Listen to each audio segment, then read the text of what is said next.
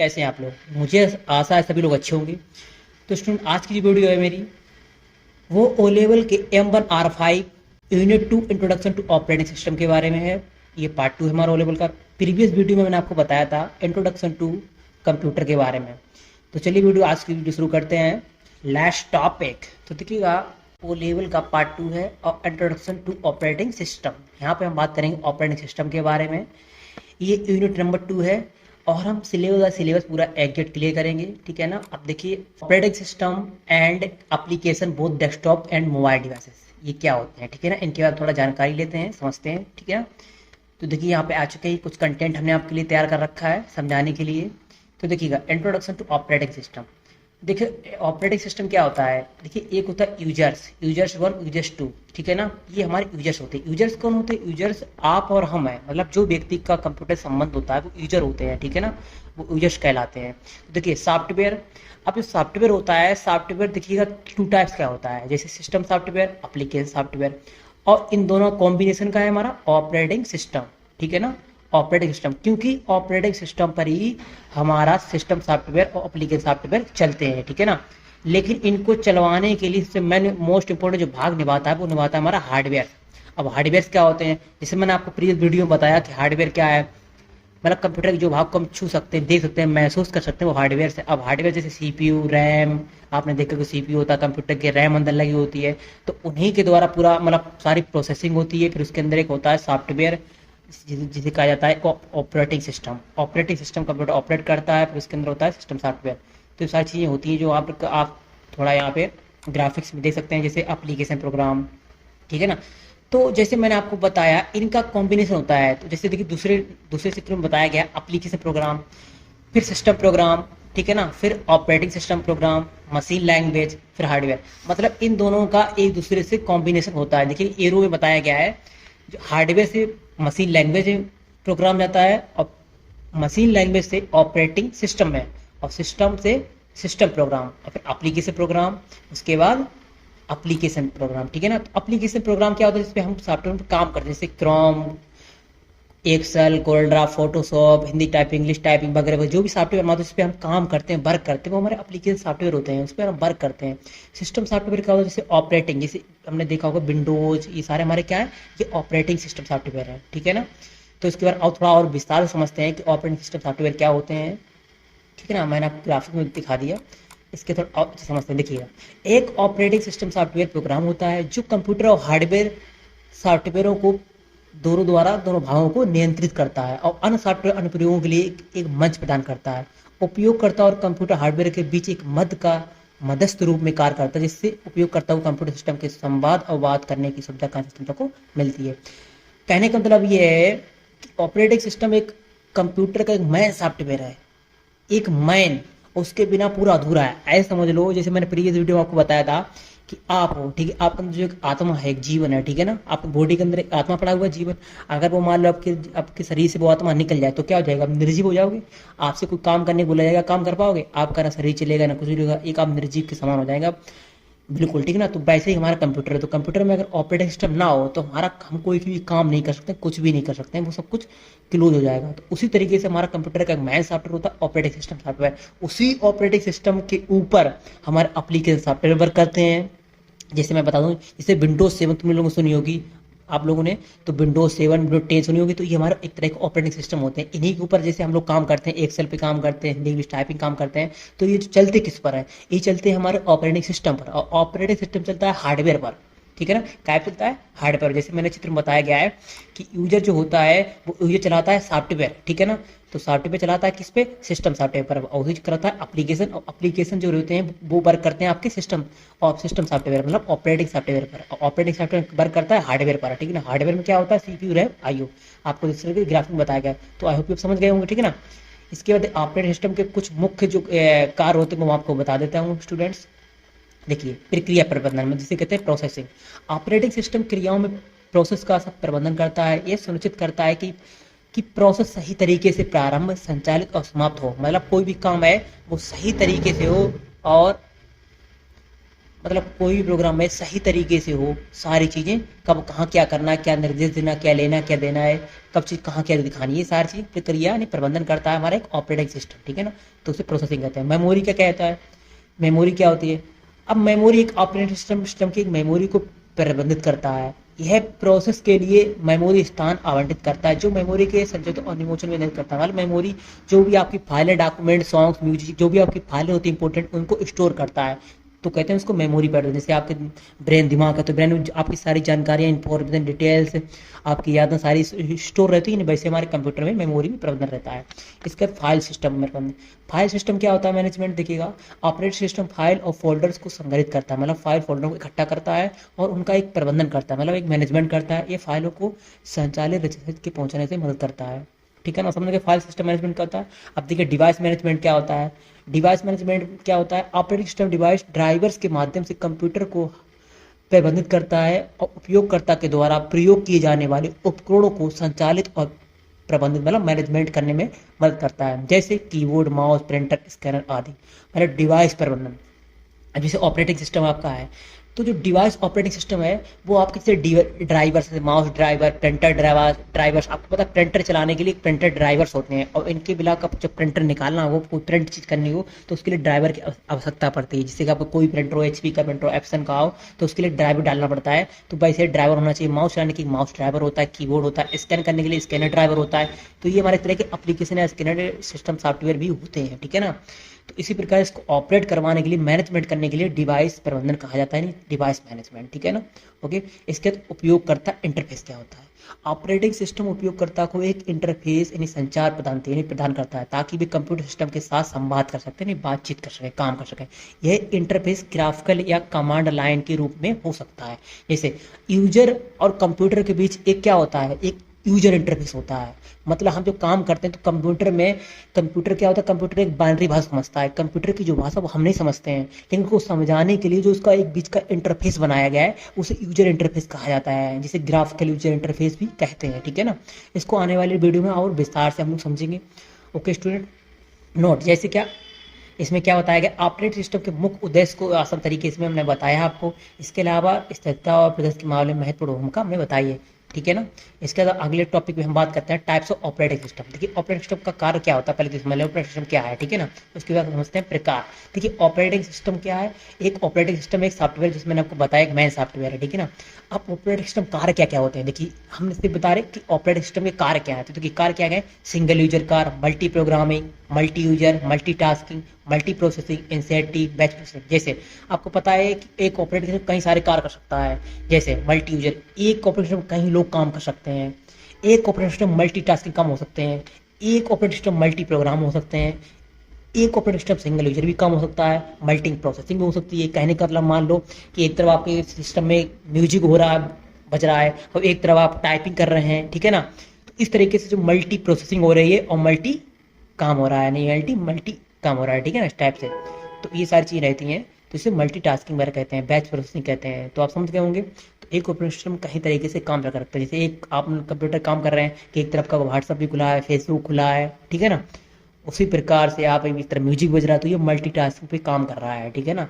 या फिर कोई इसी तरीके समझ गए। आई होप यू अंडरस्टैंड मैं क्या समझाना चाह रहा हूँ आपको। इसके बारे में और थोड़ा समझते हैं, पिछली वीडियो में आपको और बताया भी था, ठीक है ना। तो देखिएगा ऑपरेटिंग सिस्टम कई प्रकार के होते हैं। कुछ ऑपरेटिंग सिस्टम का नाम ये दिए गए नीचे, ताकि आपको समझ जाओ कि ऑपरेटिंग सिस्टम कितने प्रकार के होते हैं। टाइप्स ऑफ ऑपरेटिंग सिस्टम देखिए, एक होता है नंबर 1 हमारा जो मोस्ट पॉपुलर ऑपरेटिंग सिस्टम है, उसका नाम है विंडोज। क्या है, विंडोज।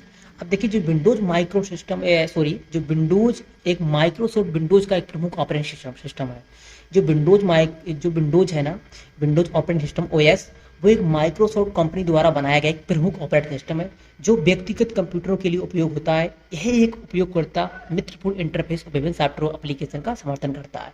कहने का मतलब ये जो विंडोज है, ये एक बहुत यूजली फ्रेंडली ऑपरेटिंग सिस्टम है, जो आसानी से हम लोगों को इसमें हैबिट में आ जाता है। इसमें यूजर फेड काफ़ी सरल है, इसमें काम करने में, इसको सीखने में काफ़ी सरलता से आप काम कर सकते हो। जैसे हम बेसिकली जो हम लोग इंडिया में कहीं भी हम लोग यूज करते हैं, मोस्टली जो यहाँ पे यूज करने वाला most popular software operating system है, वो हमारा एक विंडोज ही है। जैसे आपने सुना होगा विंडोज 7, 10, 11, ठीक है ना, ये सारा विंडोज है का। ओके। इसका नंबर 2 आता है हमारा मैक OS। अब मैक OS क्या है, मैक OS एक एप्पल इंक के द्वारा, यानी एप्पल इंक के द्वारा विकसित किया गया एक ऑपरेटिंग सिस्टम है। मतलब ये एप्पल कंपनी द्वारा बनाया हुआ है एक ऑपरेटिंग सिस्टम है।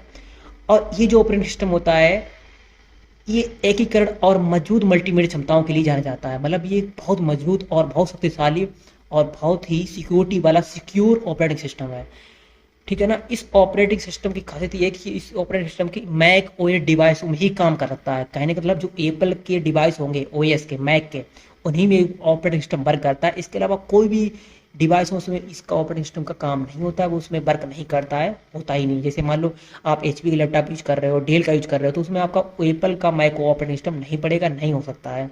ये सिर्फ एप्पल के लैपटॉप में ही आता है, एप्पल के मैकबुक में, ठीक है ना, समझ गए। ये भी एक तरह का एक मैक ऑपरेटिंग सिस्टम होता है, सेम विंडोज की तरह, ठीक है ना। बस इसके लिए एक स्थायी डिवाइस बनाई हुई है जो खुद का एप्पल कंपनी द्वारा बनाया हुआ है। ओके, आई होप ये समझ गए होंगे। इसके बाद लाइनेक्स, ये भी एक तरह का ऑपरेटिंग सिस्टम है, ये भी एक, और ये जो ऑपरेटिंग सिस्टम है ये एक लाइनेक्स ऑपरेटिंग सिस्टम है, ये एक ओपन सोर्स है। ओपन सोर्स क्या है, क्योंकि यह एक ऑपरेटिंग सिस्टम जो है वो सर्वर और सुपर कंप्यूटर मोबाइल उपकरणों में उपयोग होता है। इसकी खासियत यह है कि सर्वर और सुपर कंप्यूटर मोबाइल उपकरणों में ये उपयोग होता है, और सॉफ्टवेयर टेस्टिंग और हैकर वगैरह इसकी काफ़ी लोग यूज करते हैं, जो मतलब काफ़ी टूल्स वगैरह क्रैक करने हो या टेस्टिंग करनी हो सॉफ्टवेयर की, ठीक है ना। तो इस ऑपरेटिंग सिस्टम ज़्यादा उपयोग किया जाता है। इस उपयोगकर्ता के साधारण और सामुदायिक विकास का लाभ भी मिलता है। ये भी एक ऑपरेटिंग सिस्टम जो ओपन सोर्स है, क्योंकि ये पहली बात तो ये ऑपरेटिंग सिस्टम फ्री है। ओपन सोर्स मतलब फ्री ऑफ कॉस्ट है, इस पर कोई भी चार्ज नहीं है, किसी का कोई मालिक नहीं है, कहने मतलब इसका कोई भी मालिक नहीं है। ये इसका जो सोर्स है फ्री है, इससे हर कोई व्यक्ति इस पर कोड डाउनलोड करता है, अपने हिसाब से मॉडिफाई करके चला सकता है, यूज कर सकता है। इसको किसी को कोई चार्ज नहीं देना पड़ता है, ये फ्री है, फ्री ऑफ कॉस्ट है, मतलब ओपन सोर्स है। तो ये भी एक तरह का एक हमारा ऑपरेटिंग सिस्टम है, आप समझ गए। इसके बाद यूनिक्स भी हमारा एक तरह का ऑपरेटिंग सिस्टम है। यूनिक एक प्रमुख ऑपरेटिंग सिस्टम है जो मल्टीटास्किंग और मल्टी उपयोगकर्ताओं का समर्थन करता है। यह सर्वर सिस्टमों और वेब सर्वरों और उच्च प्रदर्शन कंप्यूटिंग परियोजनाओं के लिए उपयोग में होता है। आसमान जो बड़े बड़े सर्वर जो सिस्टमों एक दूसरे को जोड़ा जाता है, और वेब सर्वर जो कनेक्ट किए जाते हैं, सारी चीज़ें जो कंप्यूटिंग क्लाउड की जाती है, जैसे एक कंप्यूटर से 10-20 कंप्यूटर को एक सर्वर से कनेक्ट किया, जैसे बैंकों में एक कंप्यूटर कहीं कंप्यूटर से कनेक्ट रहता है, बड़ी बड़ी कंपनियों में एक कंप्यूटर कहीं कंप्यूटर से कनेक्ट रहता है, एक दूसरे डाटा शेयर कर सकते हैं, करते हैं। तो वही वहाँ उस जगह पे हमारे अंदर mostly unique operating system use किया जाता है, यूज करते हैं, और काफ़ी फायदेमंद होता है। आप समझ गए, ये भी हमारा है विंडोज़ की तरह भी एक यूनिक्स ऑपरेटिंग सिस्टम है, लाइनक्स की तरह, ठीक है ना। लेकिन ये भी एक तरह का ओपन सोर्स है, मतलब फ्री ऑफ कॉस्ट है, इसको भी चलाने के लिए कोई चार्ज नहीं देना पड़ता, इसकी कोई भी कंपनी नहीं है, इसका किसी पे कोई अधिकार नहीं। समझ गए आप लोग, ये केवल उदाहरण है ऑपरेटिंग सिस्टम के, इसके लिए कोई और भी ऑपरेटिंग सिस्टम हो सकते हैं, ठीक है ना, मैंने आपको बताया। ओके स्टूडेंट, आई होप समझ गए होंगे। इसके बाद बात करते हैं व्हाट इज सॉफ्टवेयर। सॉफ्टवेयर क्या होता है, तो देखिए सॉफ्टवेयर क्या होता है। सॉफ्टवेयर, जैसे मैंने आपको बताया कि सॉफ्टवेयर वो चीज़ होती हैं कि सॉफ्टवेयर के वे सभी भाग जिनको हम छू नहीं सकते हैं और सिर्फ देख सकते हैं, उनको सॉफ्टवेयर कहते हैं। मैंने पिछली वीडियो में आपको बताया था कि सॉफ्टवेयर के वे सभी भाग जिनको हम छू नहीं सकते हैं और सिर्फ देख सकते हैं, उनको सॉफ्टवेयर कहते हैं। जैसे जैसे operating system Windows, DOS, Linux, जिसे मैंने पिछले बताया कि operating system Windows, DOS, Linux, इसके अलावा कंप्यूटर के काम करने वाले सभी एप्लीकेशन सॉफ्टवेयर होते हैं, जैसे कि नोट पैड, बैड पैड, MS Word, Excel, PowerPoint, Photoshop. इसके अलावा और भी सारे कई सारे सॉफ्टवेयर एप्लीकेशन सॉफ्टवेयर होते हैं जिनकी मदद से हम कंप्यूटर में कार्य करते हैं, ठीक है ना, समझ गए आप लोग। तो प्रकार के होते हैं, कितने प्रकार के होते हैं सॉफ्टवेयर, दो प्रकार के, एक होते हैं सिस्टम सॉफ्टवेयर और दूसरे होते हैं हमारे एप्लीकेशन सॉफ्टवेयर, ठीक है ना। ओके, देखिए सिस्टम सॉफ्टवेयर क्या होते हैं। सिस्टम सॉफ्टवेयर वे सॉफ्टवेयर होते हैं जो हमारे कंप्यूटर में पहले से ही पढ़कर आते हैं, जैसे note pad, pad, MS word, ठीक है ना, ये हमारे ऑलरेडी कंप्यूटर में पड़े होते हैं, तो इनको हम लोग सिस्टम सॉफ्टवेयर कहते हैं, क्योंकि सिस्टम के साथ आते हैं, ठीक है ना। जब ऑपरेटिंग सिस्टम लोग, क्योंकि ऑपरेटिंग सिस्टम जब हम डालते हैं, जैसे विंडोज डाल रहे हैं, तो विंडोज एक ऑपरेटिंग सिस्टम है ना, तो उसको मैंने डाला, इंस्टॉल किया सिस्टम में, तो उसमें already note pad, pad, MS word, etc. इत्यादि कई सारे सॉफ्टवेयर ऑलरेडी पहले से ही मौजूद रहते हैं, मिलते हैं हमको पड़े हुए, ठीक है ना। तो ये एक तरह के हमारे सिस्टम सॉफ्टवेयर कहलाते हैं। एप्लीकेशन सॉफ्टवेयर क्या होते हैं। एप्लीकेशन सॉफ्टवेयर वे सॉफ्टवेयर होते हैं जो हम अलग से अपने कंप्यूटर में डालते हैं, यानी चलाने के लिए इंस्टॉल करते हैं। जैसे आप दिमाग लाओ कि आपके जो मोबाइल चलाते हैं, मोबाइल डिवाइस, तो मोबाइल में आपके कुछ ऐसे एप्लीकेशन जैसे प्ले स्टोर है, ठीक है ना, म्यूजिक्स हैं, यूट्यूब है, ठीक है ना, ईमेल, जीमेल है, गूगल मैप है, ये आपके पहले से ही आपके ऑपरेटिंग सिस्टम आते हैं आपके मोबाइल में, एंड्रॉयड फ़ोन में। लेकिन कुछ चीज़ें ऐसे जैसे फेसबुक है, व्हाट्सअप है, टिकटॉक वगैरह ऐसा चीज़ है, ये एप्लीकेशन है, पबजी फायरवॉक ये गेम वगैरह है, इनको आपको अलग से इंस्टॉल करना पड़ता है, ठीक है ना। तो ये तरह की ये हमारे एप्लीकेशन सॉफ्टवेयर हो गए। ओके, बात समझ गए। तो जैसे कंप्यूटर हमारे क्या होते हैं, M S Word, M S PowerPoint, Photoshop, CorelDRAW, Tally इत्यादि, ये सारे हमारे एप्लीकेशन सॉफ्टवेयर होते हैं, ठीक है ना। एप्लीकेशन सॉफ्टवेयर में भी दो प्रकार के होते हैं, एप्लीकेशन सॉफ्टवेयर भी दो प्रकार के होते हैं। नंबर वन, जैसे general purpose application software. Okay, number दो, स्पेशल पर्पज एप्लीकेशन सॉफ्टवेयर। तो कितने प्रकार होते हैं, दो प्रकार के, जनरल पर्पज एप्लीकेशन सॉफ्टवेयर और नंबर दो स्पेशल पर्पज एप्लीकेशन सॉफ्टवेयर। तो सबसे पहले समझते हैं हम लोग, ठीक है। ओके, समझ गए आप लोग, ठीक है ना। अब देखिए जनरल पर्पज एप्लीकेशन सॉफ्टवेयर क्या होते हैं, जो हमारे बेसिक काम करने के लिए उपयोग में लाए जाए। अब जनरल पर्पज सॉफ्टवेयर जो होते हैं, जैसे मान लो बेसिक क्या हो गए, जनरल मतलब जैसे हमें टाइपिंग करनी है, टाइपिंग वाले सॉफ्टवेयर है, हिंदी इंग्लिश टाइपिंग हो गई, ठीक है ना। कैलकुलेट करना छोटा मोटा काम हो गया हमारा, ठीक है ना। एम एस पेंट हो गया, ठीक है ना। और कोई छोटी मोटी हमको फाइल बनानी है, ठीक है ना, टाइप करनी है, ठीक है ना। तो ये हमारे जो बेसिक काम करने होते हैं वो हमारे general purpose daily life use करने वाले हमारे जनरल एप्लीकेशन सॉफ्टवेयर कहलाते हैं। अब स्पेशल पर्पज एप्लीकेशन सॉफ्टवेयर क्या होते हैं, जैसे स्पेशल हमारा क्या होगा, कोरल ड्राइव, फोटोशॉप है, टेली है, 3D एनिमेशन जितने भी सॉफ्टवेयर आपके आते हैं, एडिटिंग के जितने भी सॉफ्टवेयर आपके आते हैं, वीडियो एडिटिंग जितने भी सॉफ्टवेयर आपके आते हैं, फोटो एडिटिंग जितने भी सॉफ्टवेयर आपके होते हैं, ये स्पेशल पर्पज सॉफ्टवेयर होते हैं, एक स्पेशल एप्लीकेशन होते हैं। इनको स्पेशल कहा जाता है क्योंकि ये स्पेशल काम करने में यूज में लाए जाते हैं। जैसे बहुत बड़ी आपको वीडियो एडिटिंग करनी हो तो वीडियो के लिए सीखना पड़ता है, आपको कोर्स होता है इनका। तो इसी तरीके से हमारी स्पेशल पर्पज एप्लीकेशन सॉफ्टवेयर होते हैं। तो आई होप अंडरस्टैंड आप लोग समझ गए होंगे, ठीक है ना, ये क्या चीज़ होती है। ओके, यूटिलिटी सॉफ्टवेयर क्या होते हैं, इनको भी थोड़ा जानना बहुत जरूरी है। यूटिलिटी सॉफ्टवेयर बेस सॉफ्टवेयर होते हैं जो हमारे कंप्यूटर के लिए यूजफुल होते हैं, यानी लाभदायक होते हैं, चाहे वो सिस्टम सॉफ्टवेयर हो या एप्लीकेशन सॉफ्टवेयर हो। जैसे कि डिस्क ड्रैग मैटर, डिस्क क्लीनअप, एंटीवायरस, ईटीसी, ये सभी हमारे कंप्यूटर के लाभदायक सॉफ्टवेयर होते हैं। ऐसे बहुत सारे मैंने आपको पिछली वीडियो में बताया था। जितने भी आपके एंटीवायरस होते हैं, कोई खेल एंटीवायरस हो, चाहे M4 K7 हो, कोई भी आपका एक कंप्यूटर एंटीवायरस होते हैं, चाहे विंडो डिफेंडर वगैरह हो, ये सारे के सारे आपके कंप्यूटर एकदम लाभदायक सॉफ्टवेयर अच्छे होते हैं क्योंकि आपके कंप्यूटर में वायरस आने को बचाते हैं। आपके कंप्यूटर में वायरस खतरा नहीं आता ताकि फाइल आपकी खराब ना हो, करप्ट ना हो, डाटा लॉस ना हो, तो इनको सेव रखते हैं। तो इनको हम यूटिलिटी की कैटेगरी में रखा जाता है क्योंकि ये कंप्यूटर को सिक्योर रखते हैं, तो इनको यूटिलिटी सॉफ्टवेयर कहा जाता है, ठीक है ना। तो ये हमारी यूटिलिटी सॉफ्टवेयर होती है, जिसमें मैंने आपको बताया डिस्क क्लीनर वगैरह भी आपकी जंग वगैरह इनको दूर करते हैं। तो आई होप यू अंडरस्टैंड, आप लोग ये समझ गए क्या होते हैं सारी चीज़ें। ओके, इसके आगे हम अगला टॉपिक बात करते हैं कि mobile devices and smartphone operating system क्या है। हाँ बिल्कुल, मोबाइल फोन की भी एक तरह के ऑपरेटिंग सिस्टम होते हैं, जैसे मैंने आपको बताया पीसी और कंप्यूटर के बारे में अभी बात की हमने। अब हम बात करते हैं mobile device and smartphone operating system के बारे में। स्मार्टफोन मतलब मोबाइल, ठीक है ना। ओके, तो देखिएगा number one Android. I hope ये आप लोग खूब सुना होगा एंड्रॉयड मोबाइल के बारे में। एंड्रॉयड का मोबाइल है, हम एंड्रॉयड चला रहे हैं, ठीक है ना, ये है एंड्रॉयड ऑपरेटिंग सिस्टम, ठीक है ना, बहुत सुना होगा। ये हमारे दुनिया का बहुत ही मशहूर ऑपरेटिंग सिस्टम है एंड्रॉयड, बहुत ही पॉपुलर, हर एक मोबाइल डिवाइस में आपको ये जरूर मिलेगा। तो दुनिया भर में सबसे अधिक उपयोग किया जाने वाला ऑपरेटिंग सिस्टम है ये गूगल द्वारा विकसित किया गया है। गूगल जानते हो, गूगल जो कंपनी आप सर्च करते हो, तो ये गूगल कंपनी द्वारा ये सॉफ्टवेयर बनाया गया है। उपयोगकर्ता विभिन्न ऐप आनंद उठाने के लिए सुविधा प्रदान करता है, ठीक है ना। ओके, तो एंड्रॉयड आप समझ गए होंगे, जो आप मोबाइल में चला रहे हो, जो मोबाइल में आपके सारे चल रहे हैं, सेम उसी तरह के जो आपके मोबाइल में, वो भी एक तरह का हमारा एंड्रॉयड ऑपरेटिंग सिस्टम है। एंड्रॉयड, हाँ जी बिल्कुल, एंड्रॉयड एक ऑपरेटिंग सिस्टम है, ये मोबाइल डिवाइस के लिए खासकर बनाया गया है, ठीक है ना। अभी आता किस वजह से, आपके जितने भी आपके ओप्पो, सैमसंग, ठीक है ना, और जो आपका रियलमी, वीवो, वन प्लस, ठीक है ना, जितने भी सारे आपके मोबाइल डिवाइस आते हैं, इनमें ज़्यादा आपका एंड्रॉयड ऑपरेटिंग सिस्टम ही आता है बढ़कर, ठीक है ना। ओके, इसके बाद हमारा दूसरा ऑपरेटिंग सिस्टम की बात करते हैं, iOS।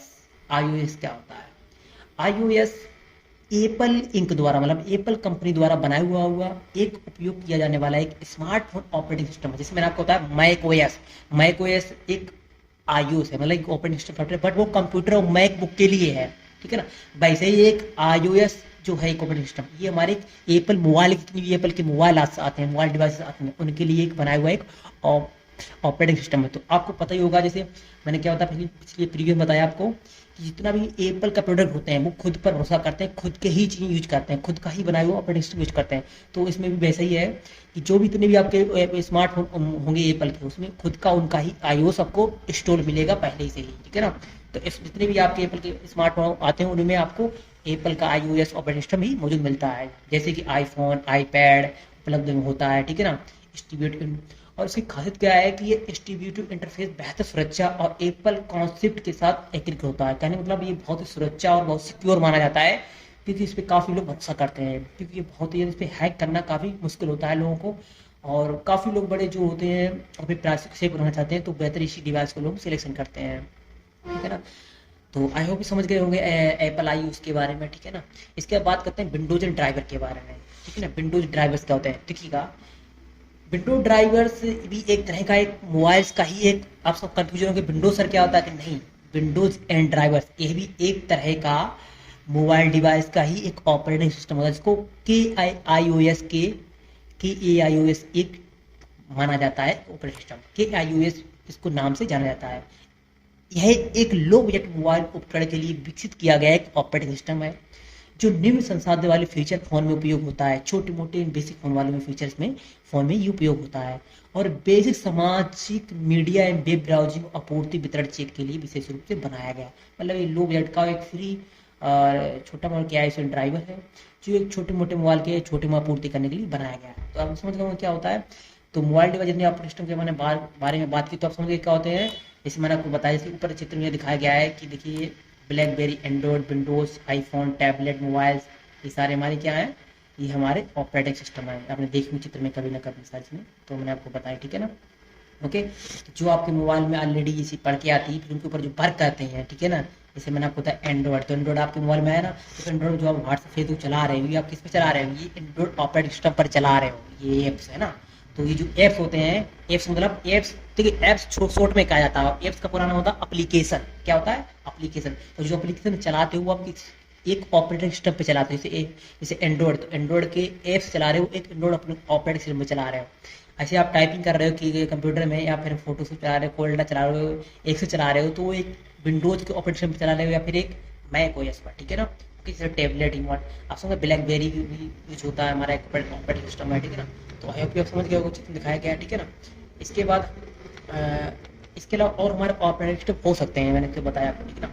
अब बात करते हैं कंप्यूटर डेस्कटॉप स्क्रीन कंपोनेंट्स के बारे में, ठीक है ना। इसे क्या होते हैं, तो देखिए सबसे पहले चित्र में देखिए आपके यहाँ दिखाया भी गया है, ठीक है ना। तो मॉनिटर, ये डिस्प्ले उपकरण होता है। मॉनिटर क्या है, डिस्प्ले उपकरण होता है जो कंप्यूटर की जानकारी आउटपुट डेटा को दिखाता है। कंप्यूटर ये मॉनिटर जो एक आउटपुट डिवाइस होती है, जो कंप्यूटर को भी डिस्प्ले चीज़ दिखाता है, हमें दर्शाता है।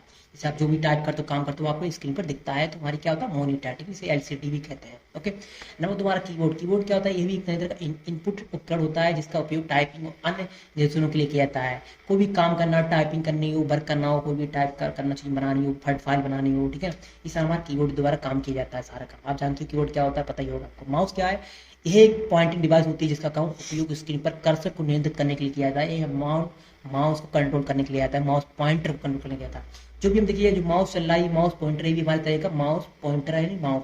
तो माउस को कंप्यूटर को निर्देश देने के लिए, कहाँ से क्या क्लिक करनी, क्या खोलना, क्या बंद करना है, इसको डील करने के लिए, कंट्रोल करने के लिए माउस डिवाइस होती है। तो माउस का यही काम होता है, कंप्यूटर को कंट्रोल करने से हम कर सकते हैं स्क्रीन में क्या क्या चीज करनी है, ठीक है ना। स्पीकर क्या होता है, स्पीकर ये आवाज उपकरण होता है जो कंप्यूटर में आवाज का उत्पादन करता है। जो भी हम कंप्यूटर में सारी चीजें, आपको स्पीकर पता ही होगा, आपके मोबाइल में जो भी आप सुनते हो, गाने में सुनते हो, इस तरह का स्पीकर होता है, जो भी एक तरह का आप एक आउटपुट उपकरण है, यानी आउटपुट डिवाइस है, ठीक ना। वेबकैम, वेबकैम एक उपकरण होता है जो वीडियो कॉल और वीडियो संचार के लिए उपयोग होता है। वेबकैम मतलब एक कैमरा होता है, जो आपके मोबाइल में से वेबकैम लगा तो उसे वेबकैम कहते हैं। वेबकैम एक तरह का डिवाइस होता है, ये एक कैमरा समझ लीजिए, कैमरा समझ लीजिए वेबकैम, ठीक है ना। तो ये वीडियो कॉल को मोबाइल वीडियो चित्र में दिखाने के लिए काम में लाया जाता है, ठीक है ना। ओके, टावर सिस्टम यूनिट क्या होता है, ये कंप्यूटर की मुख्य इकाई होती है जो हार्डवेयर और संगणक संचालित करती है। मतलब हार्डवेयर में कंप्यूटर में जो भी चीज़ चलती है उनको चलवाने की यूनिट को मुख्य इकाई कहा जाता है, टावर सिस्टम यूनिट कहा जाता है, ठीक है ना। अब वायरलेस नेटवर्क कार्ड क्या होता है, यह नेटवर्क उपकरण होता है जो कंप्यूटर को वायरलेस नेटवर्क के साथ कनेक्ट करने की सुविधा प्रदान करता है। कहने का मतलब कि जो भी आप कंप्यूटर में वाईफाई कनेक्ट करते हो इस टाइप से, ठीक है ना, तो जो भी आप वाईफाई कनेक्ट करो किसके द्वारा कनेक्ट हो रही है, वो आपके वायरलेस नेटवर्क कार्ड के द्वारा हो रही है, जो आपके ऑलरेडी हार्डवेयर में अलग पीछे चिप लगी रहती है, ठीक है ना। तो वायरलेस नेटवर्क कार्ड होता है, अगर वो नहीं होता तो आपका कंप्यूटर वाईफाई कनेक्ट नहीं होगी, वाईफाई नेट नहीं चलेगा। तो एक वायरलेस नेटवर्क कार्ड को इसी को कहा जाता है, वायरलेस नेटवर्क कार्ड है, ठीक है ना। आप इसके बारे में देख सकते हैं कैसा दिखता है, तो गूगल पर सर्च करिएगा नेटवर्क कार्ड, तो आपको सैम्पल मिल जाएगा कैसा दिखता है नेटवर्क कार्ड, ठीक है ना। तो समझ गए होंगे। अब एचडीडी की बात करते हैं। एचडीडी क्या होती है, एचडीडी एक तरह की हार्ड डिस्क ड्राइव होती है, ये सत्यापन प्रणाली होती है जो कंप्यूटर को बूट करने में ऑपरेटिंग सिस्टम को शुरू करने में मदद करती है। देखिए एचडीडी होती है, एचडी एक बहुत ही उपयोगी एक हमारा कंप्यूटर का मुख्य भाग निभाती है। एचडी का एक नया वर्जन आया हुआ है, जैसे एसडी का रहता है। एसडी का होता है सॉलिड डिस्क ड्राइव, इसका एक नया वर्जन है। तो बात कर लेते हैं एसडी के बारे में या एचडी का, दोनों सेम ही है, बस फर्क इतना है कि एसडी हमारा एडवांस वर्जन है। एसडी की देखिएगा जो हमारी एचडी है वो एक तरह का एक मेमोरी है। आपके कंप्यूटर में जितनी फाइलें हैं, गाने हैं, म्यूजिक हैं, इतनी फाइलें हैं इंपॉर्टेंट, आपकी जो भी आपका डाटा है वो सारा सारा आपका एचडीडी में स्टोर होता है। कहाँ होता है? एचडीडी में। और जो आपका ऑपरेटिंग सिस्टम चल रहा है, जो विंडोज ऑपरेटिंग सिस्टम है आपका, चाहे लायन हो, मैक हो, कोई भी आपका ऑपरेटिंग सिस्टम हो, वो आपका जो वर्क कर रहा है वो इंस्टॉल है किसमें है? वो आपका एक हार्ड डिस्क में है, कहीं ना कहीं तो है ना। तो जो हार्ड डिस्क में स्टोर, तो वो चल रहा है, ऑपरेट कर रहा है। तो ऑपरेट कर रहा है ना, तो उसमें जो भी डाटा आपका स्टोर है वो एक एचडीडी के अंदर है, एक हार्ड डिस्क के अंदर। तो हार्ड डिस्क मुख्य भूमिका निभाती है डाटा को स्टोर करने के लिए, जहाँ पे आपका ऑपरेटिंग सिस्टम इंस्टॉल होता है और फिर बूट करता है, मतलब चलता है। तो जितनी अब गाने, म्यूजिक ड्राइवें हैं, सारी आपकी हार्ड डिस्क के अंदर होती है, ठीक है ना। आप समझ गए होंगे। अब यूएसबी डिवाइस क्या होती है? यूएसबी डिवाइस जो होती है वो हमारा एक पोर्ट प्रदान करता है, यूएसबी टेक्नोलॉजी का उपयोग करता है। मतलब यूएसबी डिवाइस का काम होता है हमारी यूएसबी जो भी डाटा आपको पेन ड्राइव के द्वारा डाटा एक दूसरे को ट्रांसफर करना हो, तो यूएसबी डिवाइस कहलाता है। यूएसबी डिवाइस का ही काम होता है एक एक कंप्यूटर दूसरे कंप्यूटर या एक डिवाइस दूसरे डिवाइस से डाटा को ट्रांसफर करवाना यूएसबी पोर्ट के थ्रू। अब यूएसबी पोर्ट देखते ही होंगे आपने, आपके चार्जर में यूएसबी पोर्ट होता है या लैपटॉप में आपको होता है, कहीं भी आप देखोगे यूएसबी पोर्ट, ठीक है ना। आप गूगल में सर्च कर सकते हैं यूएसबी डिवाइस पोर्ट क्या होते हैं, कैसे क्या होता है, ठीक है ना। इसके बाद कहते हैं ईथरनेट पोर्ट क्या है? यह कंप्यूटर को ईथरनेट केबल के माध्यम से नेटवर्क से कनेक्ट करने की सुविधा प्रदान करता है। जी हाँ, ईथरनेट केबल क्या, आप देखिए मैं यहाँ पे समझाता हूँ, थोड़ा कंफ्यूजन होगा आपको। देखिए जैसे वायरलेस नेटवर्क कार्ड है, तो वायरलेस नेटवर्क कार्ड ये हमारा एक वायरलेस के थ्रू इंटरनेट या नेट कनेक्टिविटी प्रदान करता है, नेटवर्क प्रदान करता है एक वायरलेस के थ्रू। जैसे आपने हॉटस्पॉट खोला, आपके कंप्यूटर नेट कनेक्ट कर लिया एक वायरलेस के थ्रू, ठीक है ना। तो वैसे ही कंप्यूटर में नेट करवाने के लिए, डाटा ट्रांसफर करने के लिए कोई चीज़ें, तो उसमें ईथरनेट पोर्ट का इस्तेमाल किया जाता है। ईथरनेट पोर्ट जहाँ पे आपको ईथरनेट केबल लगाई जाती है आपके कंप्यूटर में, मोबाइल में, कहीं भी। तो ईथरनेट केबल लगा के इसमें कनेक्टिविटी नेटवर्क प्रदान की जाती है, नेटवर्क दिया जाता है, तो इसे कनेक्ट की सुविधा प्रदान की जाती है ईथरनेट पोर्ट के द्वारा। आप समझ गए होंगे। और होप टेस्टेड आप लोग समझ गए होंगे कि डेस्कटॉप स्क्रीन के मुख्य घटक क्या होते हैं। अब थोड़ा इसमें बात करें, जैसे कोर्स में दिया गया है, जैसे डेस्कटॉप स्क्रीन कंपोनेंट्स के बारे में बात की, प्रॉपर्टी स्टेटेड टाइम के बारे में, अब थोड़ा बात कर लेते हैं क्या होता है सारी चीज़ कंप्यूटर के बारे में। देखिए अब कंप्यूटर की प्रॉपर्टीज़ के बारे में बात करें। देखिए किसी भी कंप्यूटर आपको प्रॉपर्टीज जानना बहुत जरूरी होती है। कंप्यूटर हमारे क्या खासियत, कंप्यूटर में कौन सी विंडो पड़ी है, कंप्यूटर में कितने वर्जन का ऑपरेटिंग सिस्टम है, कितनी रैम है, कितनी रोम है, प्रोसेसर कौन सा लगा, ये सारी जानकारी पता करने के लिए वेरी सिंपल है। आपको जानने के लिए एक तरीका मैं बता देता हूँ, एक कमांड बताऊंगा, एक तरीका बताऊंगा। सबसे पहले देखिए यहाँ पे कंप्यूटर आइकन दिख रहा है आपके, हर कंप्यूटर में आइकन जरूर होता है स्क्रीन पर। राइट पे क्लिक करिए, यहाँ पे प्रॉपर्टीज का ऑप्शन आएगा, प्रॉपर्टीज पे क्लिक करिए, तो आपको एक कंप्यूटर की सारी जानकारी आपको अपलोड हो जाएगी। देखिएगा जैसे हमारे कंप्यूटर में आप देखिए इस डिवाइस का नाम है, प्रोसेसर कौन सा, इंटेल है, कोर टीएम है, i5 है, M25 है, 2.14 गीगा हार्ड की स्पीड का प्रोसेसर है। अब ये गीगा हार्ड क्या है, इसको आने वाली वीडियो में बताऊंगा। हमारे कंप्यूटर रैम कितनी लगी, 4 GB रैम लगी हुई है, आपको देखना जरूरी है, ठीक है ना। इसी प्रकार से हमारे कंप्यूटर में विंडोज कौन पड़ी, तो विंडो 10 प्रो विंडो इसमें है, ठीक है ना। वर्जन कौन सा है, कब विंडो इंस्टॉल की गई है, ठीक है ना। तो ये सारी जानकारी आपको उसमें मिल जाती है, ठीक है ना। ओके, आप समझ गए होंगे। इसके लिए एडवांस और कुछ जानना हो तो इसके लिए भी एक कमांड होती है, निकालने की कमांड मैं बता दूँ। आप यहाँ पे जाइएगा, स्टार्ट मेनू जाइए, ठीक है ना। स्टार्ट मेनू जाने के बाद आपको अब मैं एक तरीका बताऊँ। कीबोर्ड पे आपने देखा होगा एक विंडोज की होती है बटन, तो उसको दबा के रखना आपको। फिर कीबोर्ड से आपको आर दबा देना है, आर बटन, ठीक है ना। आर जैसे दबाओगे तो एक रन कमांड ओपन हो जाएगी। रन कमांड में आपको लिखना है ms info 32। ओके, इसे लिखेंगे ms info 32। कितना लिखा हमने, ms info 32, ठीक है ना। 32 बिट जितने आज तुरंत लेंगे, एंटर कर देंगे तो ऑटोमेटिक हम कंप्यूटर डाटा हमारे जो भी सिस्टम इन्फॉर्मेशन प्रॉपर्टी सारी खुल के आ जाएगी। तो इसमें आप सारी चीज जानकारी ले सकते हो कि आपके वर्जन क्या है, ठीक है ना। OS मैन्युफैक्चरिंग किसने किया, माइक्रोसॉफ्ट कॉर्पोरेशन ने किया, सिस्टम का नाम क्या है, सिस्टम मैन्युफैक्चर किसने किया, सोनी का कॉर्पोरेशन, सिस्टम का मॉडल क्या पता है, सिस्टम टाइप्स क्या है, 64 का ऑपरेटिंग सिस्टम हमारा, प्रोसेसर क्या है, बायोस क्या है, बायोस की डेट क्या है, ठीक है ना। कितना पुराना ऑपरेटिंग सिस्टम हमारा, यानी कम लैपटॉप को पता करना कितना पुराना हमारा लैपटॉप ये है, लैपटॉप कब बना था हमारा, इसका बायोस कितना पुराना है। तो सारी जानकारी आप यहाँ से ले सकते हो। सीमोस का वर्जन चेक कर सकते हो, लेजेंसी सपोर्ट बायोस मोड है कि नहीं है, ये क्या होता है आने वाले वीडियो में आपको हम पूरा डिटेल से बताएंगे, ठीक है ना। सोनी कॉर्पोरेशन हमारा बोर्ड मैन्युफैक्चर, आपका जो मदरबोर्ड लगा है कौन सा मदरबोर्ड लगा हुआ है, प्रोडक्ट कौन सा है, बायो का है, ठीक है ना। तो जितनी भी आपको कंप्यूटर की प्रॉपर्टी जानकारी होती है, रैम कितनी लगी हुई है, ये सारी जानकारी सिस्टम इन्फॉर्मेशन समरी आपको इसके अंदर सारी मिल जाएगी, ठीक है ना। तो इसी के अंदर सारी जानकारी आप एक बार डालते हो तो कमांड डाल के, जैसे मैंने आपको बताया, विंडोज की दबाएंगे, आर दबाएंगे, आपके सामने रन कमांड ऑप्शन हो जाएगी, आप ऐसी प्रॉपर्टीज जान सकते हैं। ओके, ठीक है ना स्टूडेंट्स। इसके देखिएगा date and time. Date and time क्या होती है, डेट एंड चेंज करने के लिए यहाँ पे टाइम देखिए, यहाँ पे सर्च में दिख रहा है, यहाँ पे आप यहाँ विंडो क्लिक करिए टाइम, ठीक है ना। तो देखिएगा एक चीज मैं आपको बता दूं, हर कंप्यूटर में 10-11 में थोड़ा अलग रहता है, थोड़ा समस्या है, लेकिन जो लेटेस्ट हमारा 10-11 चली मैं उसी पे आपको सिखा रहा हूँ, ठीक है ना। तो देखिए डेट एंड टाइम, अब जैसे यहाँ कीबोर्ड में स्टार्टिंग सर्च करेंगे टाइम, तो अर्ली टाइम टाइम का देखिए ऑप्शन आ जाएगा। यहाँ से अपने कंप्यूटर में टाइम डेट आप लोग सेट कर सकते हैं, यहाँ पे सेट ऑटोमेटिक टाइम कर सकते हो, टाइम जोन सेट कर सकते हो। यहाँ पे टाइम जोन ऑफ कर देंगे तो यहाँ पे आप टाइम जोन आ जाएगा, जिस घंटे का टाइम जोन आप सेलेक्ट कर लीजिएगा, ठीक है ना। अगर 8 मिनट जोन लगाना तो 8 मिनट लगा सकते हो। तो इसी टाइप से हमारा यहाँ पे टाइम जोन, टाइम रेजोल्यूशन क्या है हमारा, इंडिया है किस कंट्री का, सारे चीज़ यहाँ पे कर सकते हो अपने हिसाब से सारी जानकारी। ओके स्टूडेंट्स, ठीक है ना। इसके बाद हम थोड़ा देखिएगा हमारा सिलेबस क्या कहता है, डेट टाइम। अब देखिएगा हमारे कंप्यूटर में सॉफ्टवेयर को रिमूव करना, प्रोग्राम्स एंड फीचर्स मैनेज करना, ठीक है ना। तो देखिएगा हमारे कंप्यूटर में सबसे पहले क्या करेंगे, यहाँ पे जाएंगे स्टार्ट मेनू में आप लोग, ठीक है ना, या फिर यहाँ पे लोग सर्च मेनू लिख दीजिए कंट्रोल CONT, ठीक है ना। जैसे लिखेंगे तो उसके सामने आपके आ जाएगा control panel. Control panel search करेंगे आप, इसे ओपन कर लीजिएगा, ठीक है ना। कंट्रोल पैनल को जैसे आप ओपन करेंगे तो आपके सामने एक ऑप्शन आएगा प्रोग्राम्स का, प्रोग्राम्स से क्लिक करिएगा। प्रोग्राम्स के अंदर एक ऑप्शन आएगा फीचर, प्रोग्राम्स एंड फीचर्स। अब देखिए इसका काम क्या होता है, यहाँ इसमें आपको ये बताया जाता है कि जितनी भी आपके कंप्यूटर जो आपकी एप्लीकेशन सॉफ्टवेयर जिस पे आप काम करते हो, वर्क करते हो, वो आपके कंप्यूटर में ऑलरेडी पहले से इंस्टॉल रहते हैं मौजूद। इसमें आपको कोई भी कंप्यूटर में एप्लीकेशन देखना कि क्या क्या हमारे में पड़ा है, क्या इंस्टॉल क्या नहीं है, क्या कोई आपको चीज़ हटानी हो तो हटा भी सकते हो। जैसे मान सपोज करो हमें कोई एप्लीकेशन हटाना है, ठीक है ना। जैसे मान लो हम यहाँ पे एक एप्लीकेशन हटाते हैं, जैसे जूम है, ठीक है ना। जूम एप्लीकेशन को हमको यहाँ पे रिमूव करना है, ठीक है ना। तो इसके लिए क्या करेंगे, इंस्टॉल लिखना होगा, क्लिक करेंगे यहाँ पे आके और इंस्टॉल पे क्लिक करेंगे, ठीक है ना। अभी हमारा कंप्यूटर से जूम एप्लीकेशन यहाँ से हट रहा है, रिमूव हो रहा है, तो यहाँ से किसी भी एप्लीकेशन को हम रिमूव कर सकते हैं, हटा सकते हैं, ठीक है ना। तो फीचर्स में जाके आप लोग समझ गए कैसे जाना है आपको, मैं बताता हूँ एक बार। स्टार्ट में जाइए यहाँ पे, यहाँ लिखिए कंट्रोल CONTL, ठीक है। कंट्रोल लिखेंगे, कंट्रोल पैनल आ जाएगा, ओपन करिए यहाँ पे, प्रोग्राम्स पे जाइए, फीचर्स पे जाइए, आपके सामने यहाँ पे इसका ऑप्शन आ जाएगा। जितनी भी आपके कंप्यूटर में एप्लीकेशन इंस्टॉल होंगे आप यहाँ देख सकते हैं कंप्यूटर में कौन कौन सी एप्स एप्लीकेशन इंस्टॉल है, कौन से नहीं। जिसको हटाना चाहे हटा सकते हैं, रख भी सकते हैं। Okay, thank you so much, ठीक है ना। तो अब देखिए हमारा जो ऐप था वो तो ऑलरेडी रिमूव हो चुका है। इसके बाद देखिए आप फोल्डर्स मैनेजमेंट करना, फोल्डर कैसे बनाते हैं। तो देखिए फोल्डर बनाने के लिए क्या करेंगे, राइट में क्लिक करेंगे, एक ऑप्शन आता है हमारा यहाँ पे न्यू का, तो न्यू पे क्लिक करेंगे, ऑलरेडी देखिए हमारे फोल्डर बन गया। तो जो भी फोल्डर का नाम देना चाह रहे हो फोल्डर का नाम दे दीजिए, मैंने दिया ओलेबल फोल्डर, ठीक है ना।